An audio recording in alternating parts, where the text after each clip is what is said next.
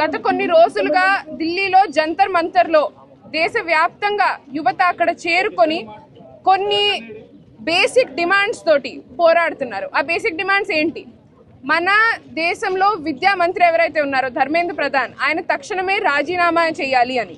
ఎందుకంటే ఆయన ఉన్న టెన్యూర్లో మన దేశంలో పరీక్షా విధానం ఏదైతే ఉందో అది పూర్తిగా ఒక రకంగా కుళ్ళిపోయింది. దాంట్లో అవినీతి జరుగుతూనే ఉంటది, మాటి మాటికి పేపర్ లీకులు జరుగుతున్నాయి.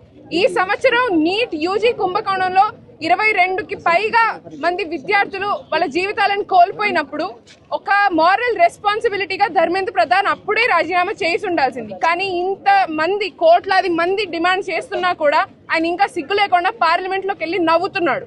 ఎప్పుడు నవ్వుతున్నాడు?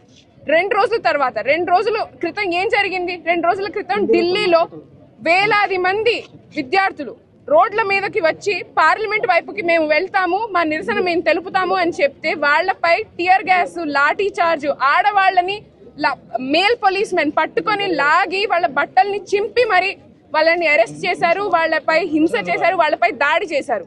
వందలాది మంది ఇంకా హాస్పిటళ్లలో ఉన్నారు. ఒక అమ్మాయి, ఒక 20 ఏళ్ల అమ్మాయి నిన్నటి నుంచి ఐసీయూలో వెంటిలేటర్ మీద ఉన్నది ఢిల్లీ పోలీస్ చేసిన స్టేట్ రిప్రెషన్ వల్ల. ఈ తరుణంలో ఈ ప్రభుత్వం, బీజేపీ ప్రభుత్వం ఏదైతే ఉందో మనందరికీ ఒకటే ఒక సందేశం ఇస్తుంది. ఈ దేశ భవిష్యత్తు గురించి మేము పట్టించుకోము, ఈ దేశ యువత గురించి మేము పట్టించుకోము, మేము కేవలం మా గద్దెల గురించి పట్టించుకుంటాం. ఆ గద్దెల్లో మమ్మల్ని నుంచే పెట్టుబడిదారులు ఎవరైతే ఉంటారో, బిజినెస్ మెన్లు ఎవరైతే ఉంటారో, ఎవరికైతే మేము విద్యను కూడా ఒక రంగంలాగా అమ్మేయగలుగుతామో, ఒక సరుకులాగా అమ్మేయగలుగుతామో వాళ్ళ సేవలోనే మేము బతుకుతాము. మీరందరూ మీ చావు మీరు చూసుకోండి అని మనకి సందేశం ఇస్తుంది. ఆ నేపథ్యంలో దేశవ్యాప్తంగా ఎవరైతే ఒక సిటిజన్ గా, ఒక కాన్షియన్స్ సిటిజన్ అనుకుంటారో, ఒక విద్యార్థి అనుకుంటారో, ఒక యువత అనుకుంటారో వాళ్ళందరూ రోడ్ల మీదకి వచ్చి వాళ్ళ నిరసన తెలపడం ఎంతో అవసరం. గత 2-3 రోజులుగా హైదరాబాద్ లో కూడా ఇదే జరుగుతుంది, వాళ్ళ ఓయూలో కూడా ఇదే జరుగుతుంది.